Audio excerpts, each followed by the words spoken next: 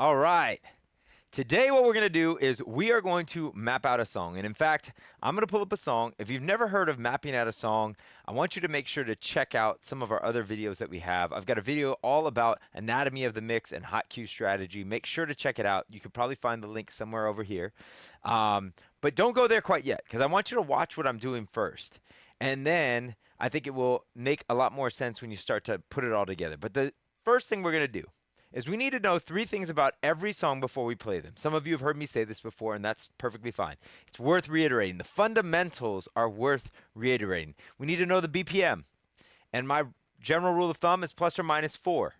Right? So if I have a song that's 128, I'm looking for 124 to 132, somewhere in that range, in order for songs to be able to mix together without speeding them up too much and making them sound different than what you're used to hearing.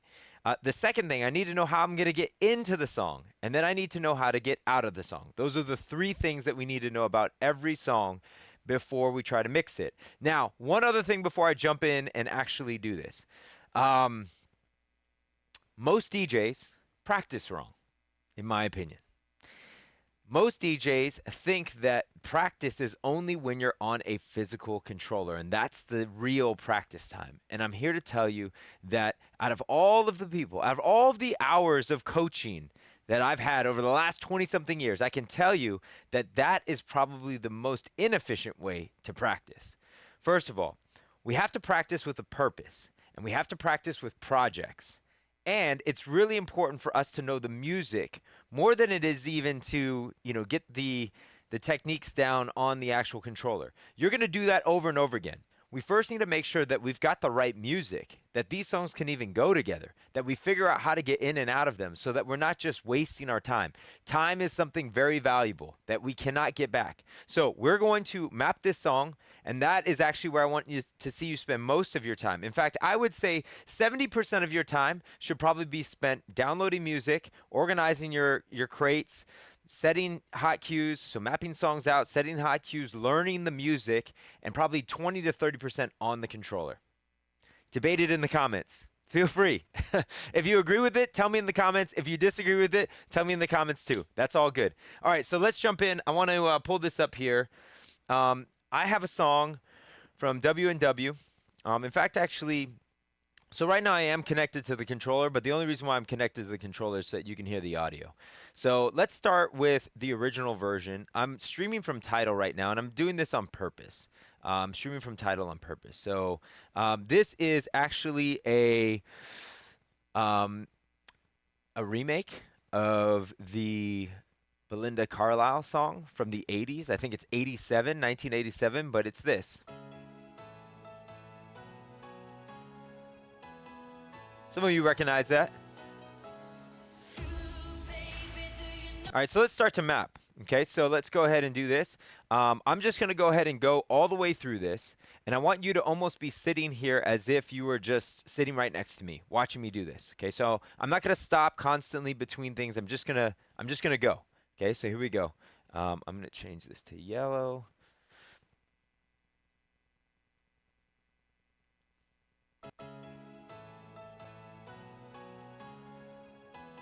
Talk about quantize at some point.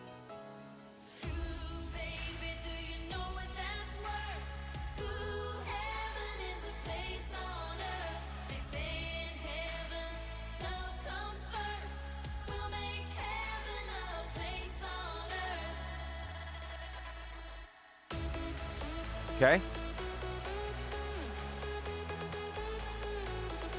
So we've got a synth line that's playing here, following the exact same melody. I want to stay in the song. I don't want to mix the song out yet. Vocals come in. Start to feel a build. Feeling the build.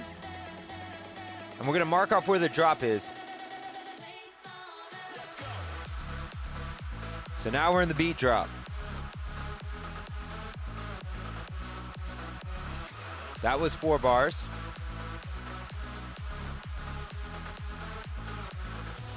That was 8 bars.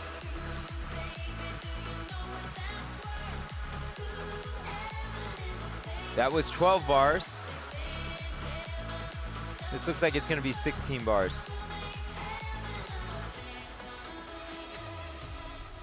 And so we'd be out of it by then if that's what we were going to use, if we were using the full 16 bar drop. So this is a 16 bar drop, and the first 32 of it was instrumental, and the last 32 was vocals, had the chorus in it.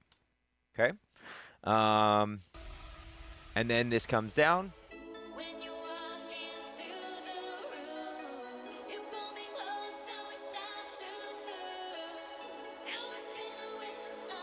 So real quick, if we wanted to mix this quick, we would get out here. Like we'd be out, by the time we were out, it would be here at this 46, 47. We'd now be out of the song, into the next song, right? At this point though, this builds back up.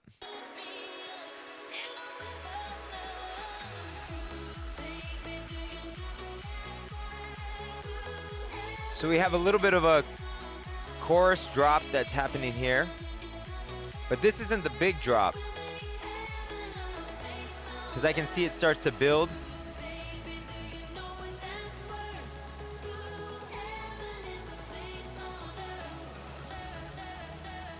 Building again. Here we go.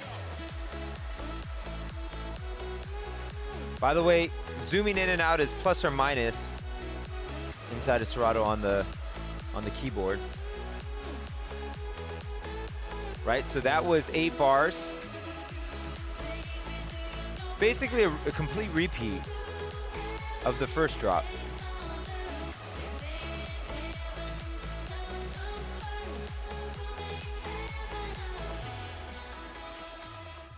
And then we're out. Short song. This drop and this drop are pretty similar. Actually, that first drop goes a little harder. The second drop is a little brighter.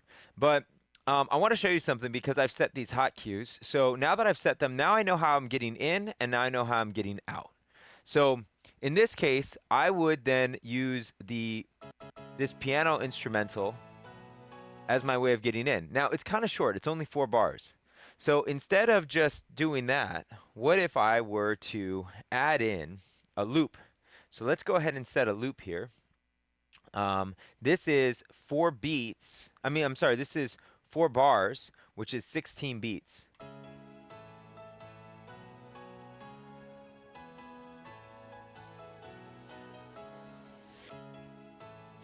Now there's a little bit of a riser at the end of that.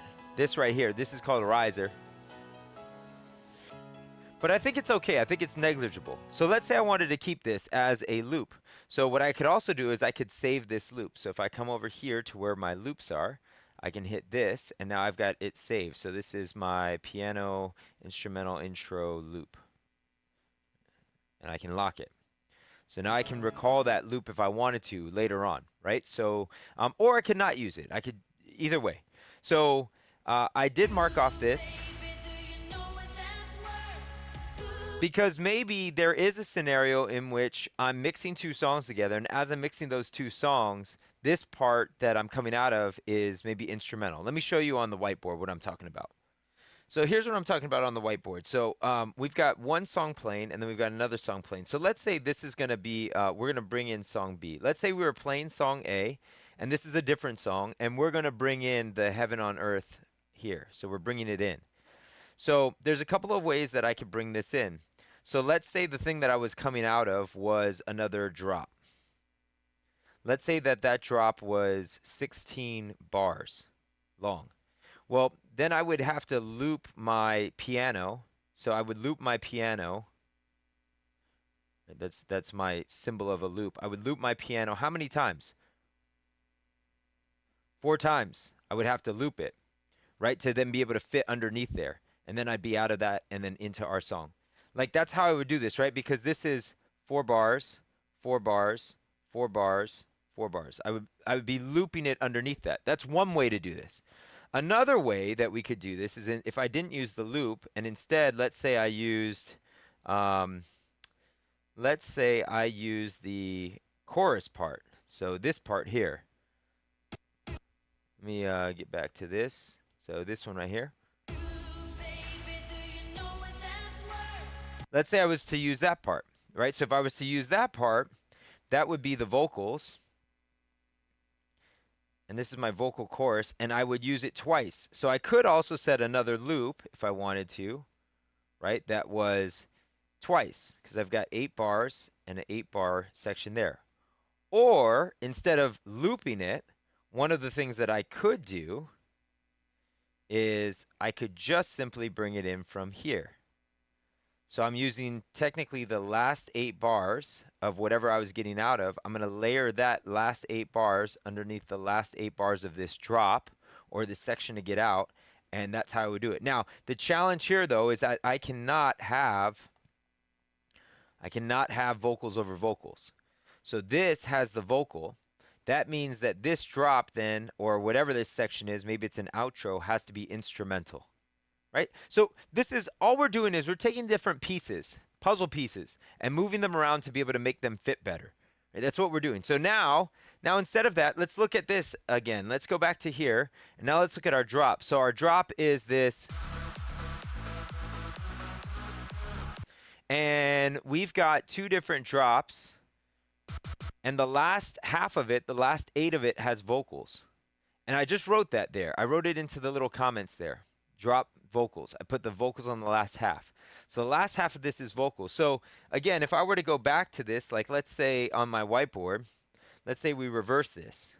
Let's say this one was heaven.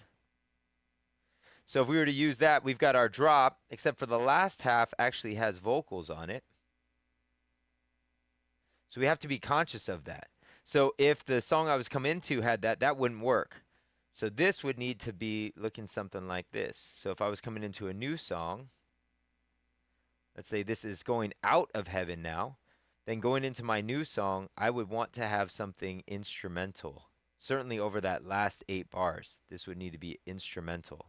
So my intro would need to have instrumental in it to layer underneath this vocal, which is very common, right? And so that's what I would want. Now, again, if you need more help with this, make sure to watch this other video. This is all about the anatomy of the mix, which is sort of what I've broken down here, but I've got another video going more in depth into what that is, including all the different parts of the songs, understanding why you're mixing out of the chorus or out of the drop, and breaking all of that down. This video is really about mapping this song. So I want to go back to the song real quick because I want to show you that all of the work that I've done this actually on a track that I'm streaming from Tidal. So check this out. The work that I've done, this is great. However, because I don't own the MP3 of this particular song and those marks that I set, I will lose all of that data if I stop subscribing to Tidal. This is one of the drawbacks in using a streaming service, is now you're handcuffed, because I took time to do that, right? Like I took precious time out of my life to set those hot cues, to write those notes, to digest it in that way. And now I'm going to have to stick with Tidal in order to play this song. If I were to download the actual MP3 of this and either pay for it or get it on a record pool, I would then have to remap it. So I can't just transfer what I did from Tidal into, the actual MP3. This is why I usually suggest that at this stage of where we are in the DJ continuum, that you're still downloading MP3s. I certainly am. I'm showing you this example for this reason, though. So let's come back over here. You'll notice that another thing I found on Tidal was actually the same track, but with an extended mix. So let's actually hear how this is different. So this one starts with the piano. This one looks like it starts with drums.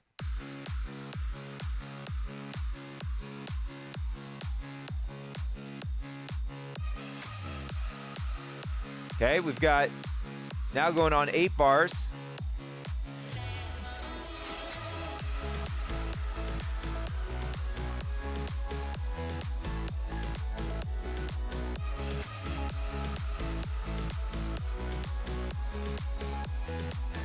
So it looks like a 16-bar intro, and then it comes into where this piano was. And then everything else looks like it's very similar. Right. Same. Right, so that's going to be the same. I can tell that that's the same here. Here comes the drop.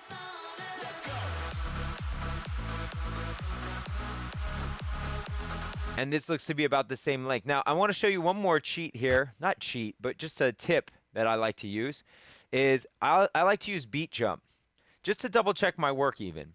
So let's say I want to get out of it.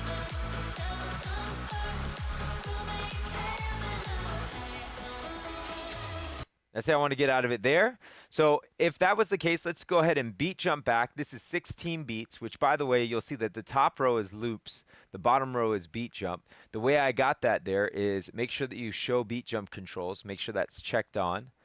And then when I jump backwards, watch this, 4, 8, 12, 16. So I am just double checking that that is in fact 16 bars. And according to my color system, 16 bars is pink. So this is my drop vocal, same thing, right?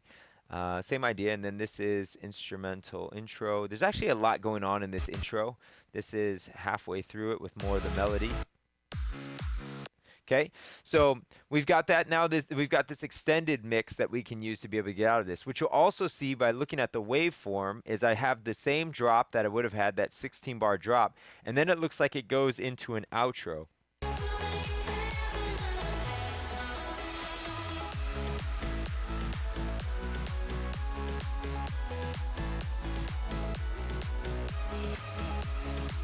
So we have this 16 bar outro.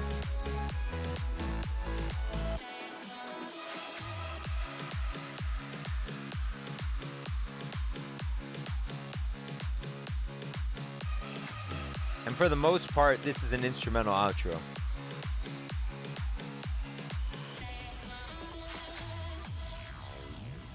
Right, and I didn't set the other drop. I should have set the other drop here. Right, so I can set another drop there. And in this one, I don't really need the loop as much now because I have an extended intro, so I don't really need the loop. And you'll see the difference between the two songs. You can sort of see them when I look at them side by side. And so this is also a reason why finding the extended mix can actually be really helpful. It can be really helpful for giving you additional options of how you can mix in and out of songs. Now, one last thing that I want to show you before we go, which is this. What if I wanted the MP3? Instead of doing this streaming wise, you already said, hey, coach, you already warned us all this work that we're going to do, and then it all goes away if we stop paying for Tidal or, whatever, Beatport or wherever it is that you're streaming, right? It'll go away after that if you stop paying the subscription. If you wanted to get the MP3 version, what I like to do is I like to then go to a record pool first. Usually my process is this.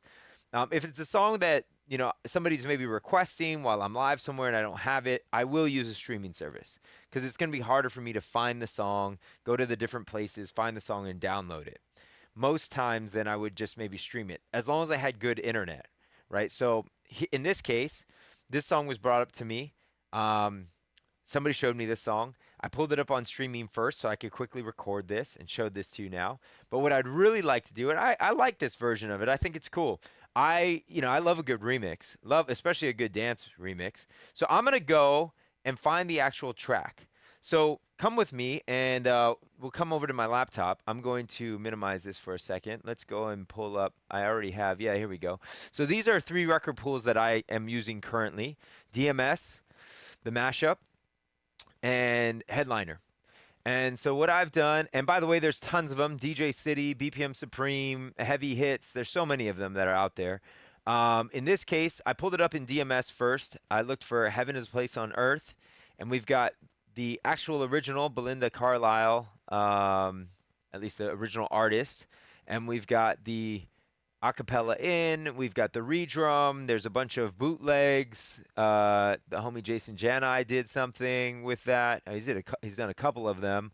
Zillionaire, who I love, has a remix, which is cool, but this is also a different, this is probably not the exact same version of the W&W one, right? Like this is a different track. Using the original vocal, which I still might check out and download. So if I want, let's see, let's go ahead and download this. I'll download the OG one too, the OG to the Zillionaire remix. We'll check those out as well. And then I went to the Mashup. I did the same thing. I searched Heaven is a Place on Earth, and I started looking through what they had, and they have quite a few things that are here. But they did have, while I was searching, there it is. Heaven is a Place on Earth, extended mix, clean. That's the one I wanted. So I'm going to go ahead and download that. So we've got that. And then I went to Headliner to also see if they had anything. And they had the Zillionaire. They also have this Castro remix, which, I could check out. Tujamo. Interesting. Yeah. So there's a couple of different options of things that I've got here, but this one also does not have the W&W version. So the only one that had it was the Mashup in this particular case. That doesn't mean that the Mashup has everything. That just means that those are the ones that's what I had found. And so now let me just show you this process real quick. So I want to take you through my real-time process of what I do. So I go in here, I go to my Music Master folder.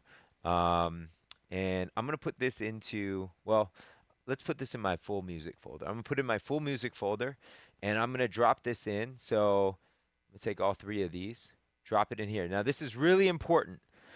I did that first before I brought them into Serato. So now that they're here, now I can drag them into Serato.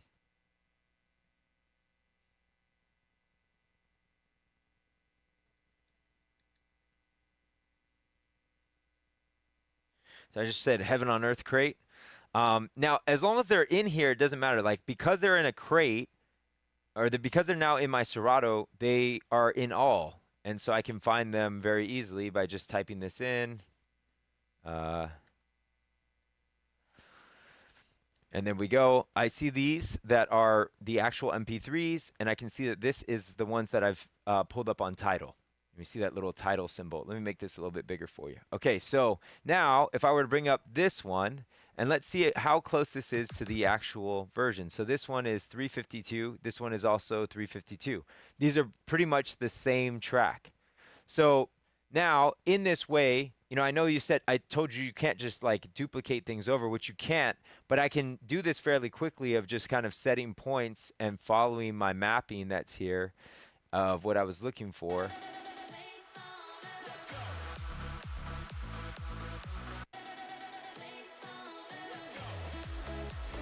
And then my outro.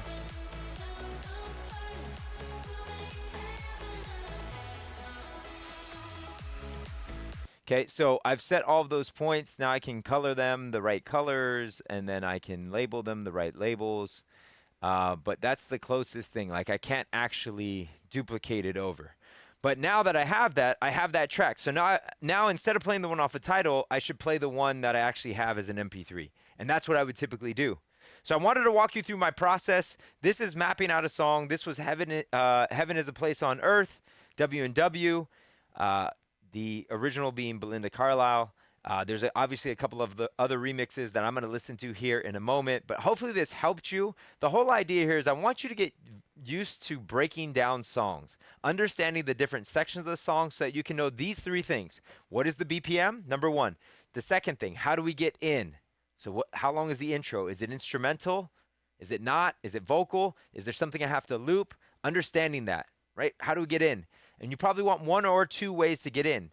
In this case, I had that for both tracks that I was looking at, the extended and the original version. I had two ways to get in. The original, I used the piano as a loop. I also was able to use the vocals. If I wanted to go that route, that 8-bar vocal section, I could use that as well. So I've got one or two ways to get in. And then I've got 2 or 3 ways to get out, right? In the case of the extended version, I had both drops and then also the outro, all of which were 16 bars. Now I feel confident in knowing that song. So now when I go and DJ and I pull up a song that I've never mixed with this song ever before, I'm trying it out for the first time. Maybe I'm doing it live for the first time. You're not going to feel like you're risking it. There's preparation. In fact, I say this. You'll hear me say this time and time again. As a DJ, it is better to be well prepared instead of well rehearsed. With other forms of musicianship, you rehearse this. As a DJ, I want to be well prepared so that I can pivot, so that I can move depending on what the crowd is doing. I can move, I can change things up. So hopefully this was helpful for you. We'll have many more like this. Let me know in the comments something that you want me to map next, maybe a certain genre of music or a particular song you want me to map next. I'll do my best to give it a shot and try to help everybody who's out there get more familiar with the music that you're playing, because that is really the key as a DJ. Thank you for tuning in. If you haven't done so already and you found this to be valuable, if you're already here at the end of this video and you've made it all the way to the end, number one, I appreciate you watching the whole thing. Number two, make sure that you're subscribed to the channel and make sure you give this a like, because it helps other people find videos like ours that we're putting up into the universe here on YouTube. Thanks for watching. We'll see you on the next one.